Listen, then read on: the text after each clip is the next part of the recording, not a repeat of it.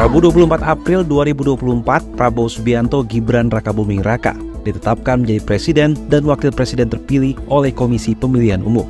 Seperti apa perjalanan keduanya di Pilpres 2024? Menjelang Pilpres 2024, tepatnya 13 Agustus 2022, Partai Gerindra yang diketuai Prabowo Subianto dan Partai Kebangkitan Bangsa sepakat berkoalisi dalam pemilu dan Pilpres 2024. Kedua parpol membentuk Koalisi Kebangkitan Indonesia Raya atau KKIR. Koalisi ini hampir pasti mengusung Prabowo sebagai capres, hanya nama cawapres yang belum dipastikan. Dalam perjalanannya, nama Gibran juga muncul dalam bursa cawapres pendamping Prabowo. Bahkan Prabowo beberapa kali bertemu empat mata dengan Gibran, yakni pada 19 Mei 2023 saat Prabowo berkunjung ke Surakarta, dan 18 Juni 2023 ketika Prabowo mengundang Gibran ke kediamannya di Hambalang, Bogor. Saat itu baik Prabowo maupun Gibran membantah pembicaraan mereka terkait politik. Tepat setahun setelah koalisi Gerindra dan PKB, tepatnya 13 Agustus 2023 di Museum Perumusan Naskah Proklamasi Jakarta, dua parpol lain menyatakan bergabung dalam koalisi, yakni Golkar dan PAN. Bersama Gerindra dan PKB, keempat parpol di koalisi ini resmi mengusung Prabowo Subianto sebagai bakal capres di Pilpres 2024. Setelah melewati berbagai dinamika, akhirnya Prabowo memutuskan memilih Gibran sebagai cawapres pendamping pada 22 Oktober 2024.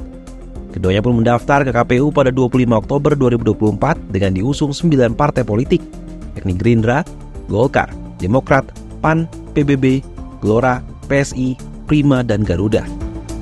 Setelah melewati rangkaian kampanye, debat capres-cawapres, hingga pemungutan suara 14 Februari 2024, pada 20 Maret KPU mengumumkan hasil Pilpres dengan kemenangan Prabowo Gibran. Keduanya meraih total 58,6% suara, sementara di peringkat kedua diraih oleh Anies Mohaimin dengan 24,9% suara dan pasangan Ganjar Mahfud dengan 16,5% suara. Meski demikian, kedua paslon lainnya tidak langsung menerima putusan KPU. Mereka mengajukan gugatan ke Mahkamah Konstitusi karena menganggap hasil Pilpres 2024 dipenuhi dengan kecurangan. MK pun memulai tahapan sidang gugatan pada 27 Maret. Setelah hampir 1 bulan bersidang, pada 22 April 2024, MK memutuskan menolak seluruh gugatan yang diajukan kubu Anies Mohaimin dan Ganjar Mahfud. Meski demikian, 3 dari 8 hakim MK menyatakan dissenting opinion atau pendapat berbeda dalam putusan MK terkait sengketa hasil Pilpres 2024. 3 hakim menyebut sejumlah faktor, mulai dari pembagian bansos, netralitas penjabat kepala daerah, dan cawe-cawe presiden turut memengaruhi hasil Pilpres 2024. Meski ada dissenting opinion dari 3 hakim MK, hal tersebut tidak menjadi halangan bagi Prabowo Gibran untuk ditetapkan sebagai presiden dan wakil presiden terpilih di Pilpres 2024.